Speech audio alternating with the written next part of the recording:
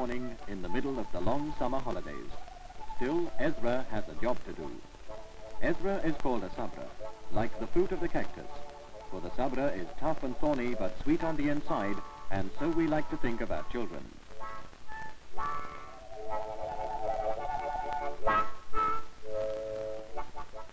Sabras grow wild in our country. They are to be found everywhere, and their fruits are free for all, but dangerous to touch.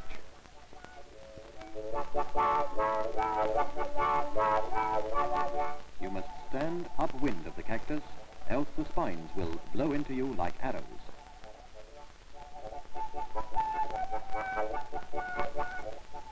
The sun is well up by now, so there's no time to be lost. Who knows how many others may be on the same errand?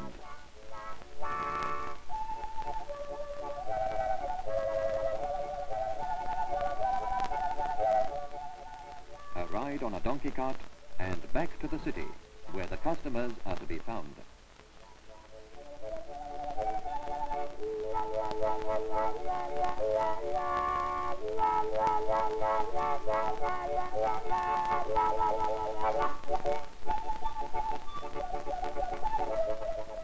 But there's still much work to be done before the goods are ready for sale.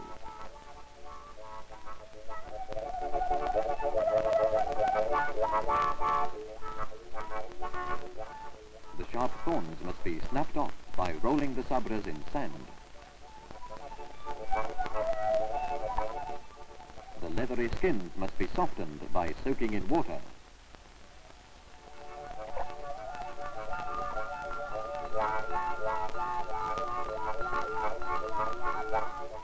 And the bell is a reminder of another important commodity, ice.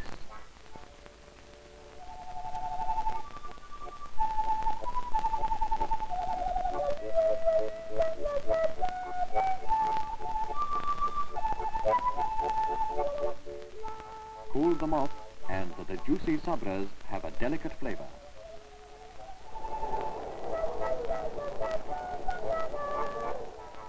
In the streets, during the summer months, throats quickly become parched and dry. Ezra knows this.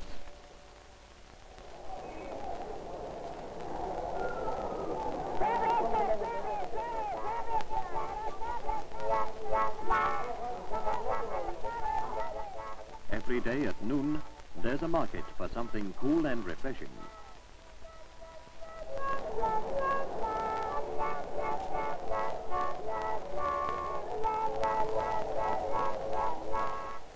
It's sweet, it's juicy, it's cool, and it's cheap.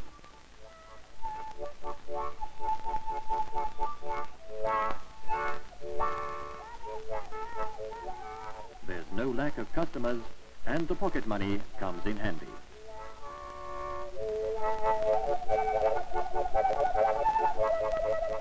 Quick work is called for with so many thirsts to be quenched.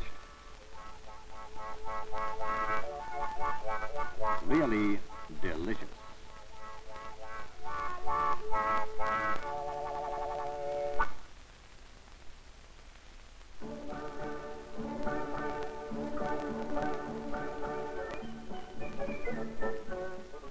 The breeding of fur-bearing animals is something new in Israel.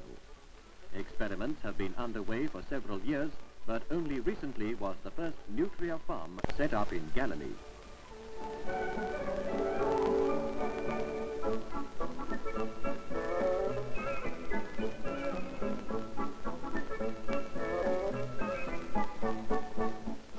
An experienced breeder, Nurei, came from the Argentine ready for what was ahead. Beginning with some 300 choice animals, Dora hopes within 2 years' time to export more than 15,000 skins each year. The thick, high-quality fur proves that Galilee is an excellent place for nutria breeding.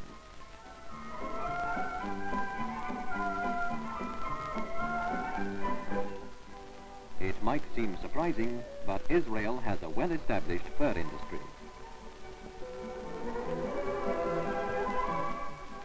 The skins that Israel furriers use today are purchased at fur auction centers throughout the world.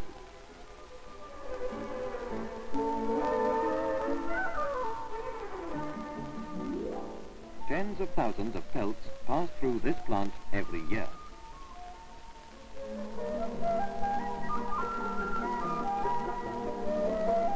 The first selection made, the chosen pelts are treated, made pliable and dyed. After these processes, they are ready to be sent to the furrier.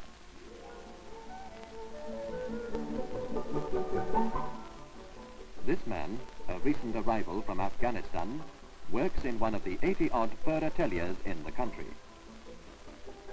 Newcomers work hand in hand with old-timers in this craft, which has been a tradition in many families. The sure skill of the artisan.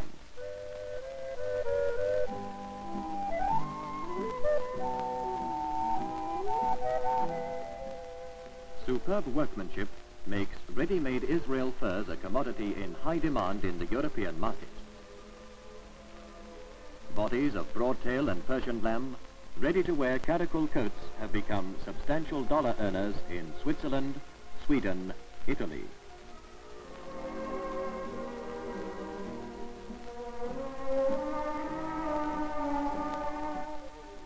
In the fur salons, the clientele includes a considerable number of tourists from all the fashion capitals. Apart from caracul and nutria, chinchilla and mink, broadtail garments are Israel's speciality.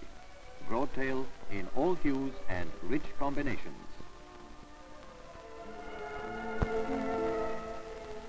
Expertly matched skins, beautiful haute couture designing augur well for a bright future for Israel's growing fur industry.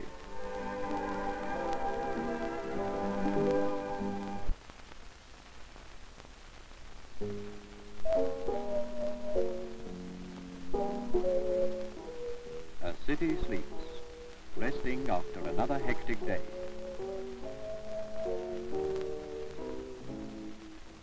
Quiet too is the hub of Tel Aviv's communications, the central bus station. Everything shut down for the night. Or so it seems.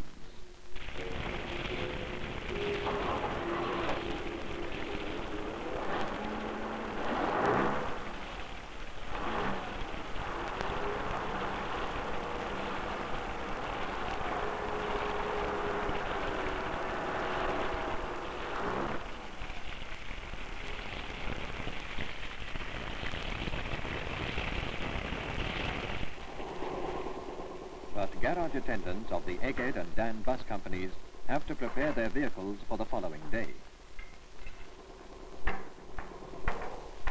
Greasing, oiling, fueling, cleaning, these are night jobs for men who must learn to work while the city sleeps and to sleep while their neighbors work.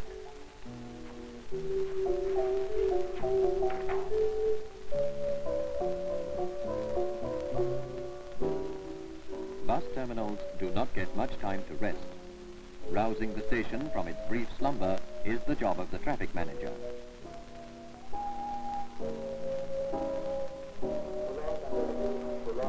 How many of the company's 1,280 buses are available today? How many removed for overhaul or for the periodic servicing? The traffic manager determines the number of vehicles on duty and issues the necessary assignments.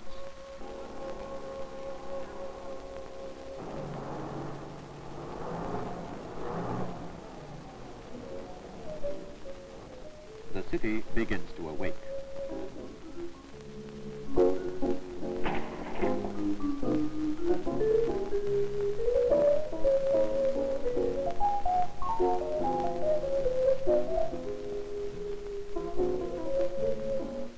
First out, the 5 a.m. Tel Aviv Ashkelon special.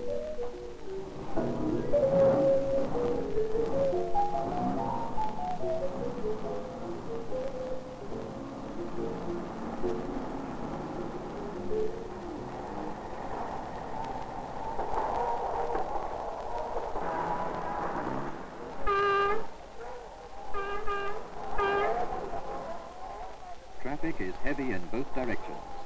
These are leaving Tel Aviv. An appointment in Tiberias.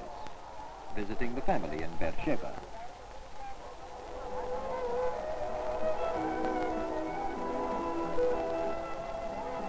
Coming in for the day.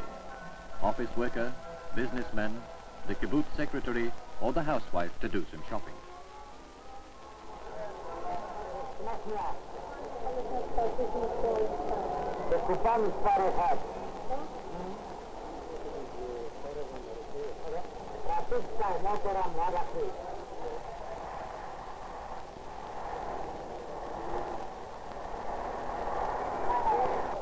Ice cream or sweets, something to help pass the time.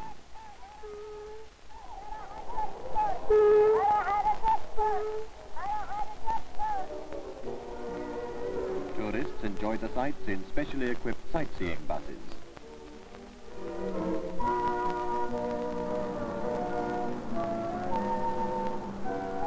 Beautiful ancient site of Israel, the very old town of Newtria, so famous for the ruins.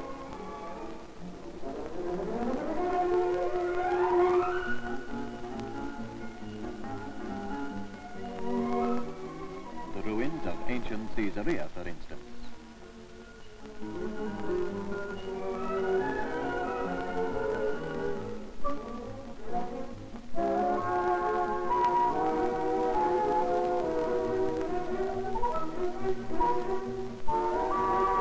But he's seen it all before. And there's still the return trip to Tel Aviv.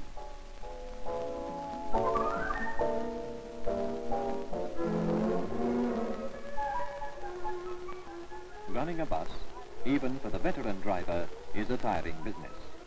Regular rest periods are compulsory to ensure the highest degree of safety.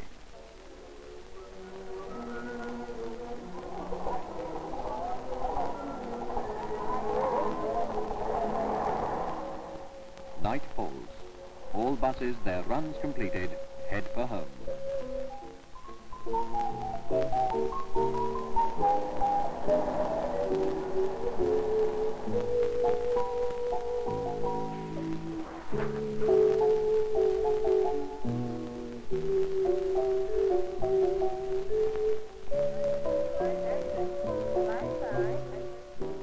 At the end of almost any day, more than 300,000 passengers have used Tel Aviv's central bus station.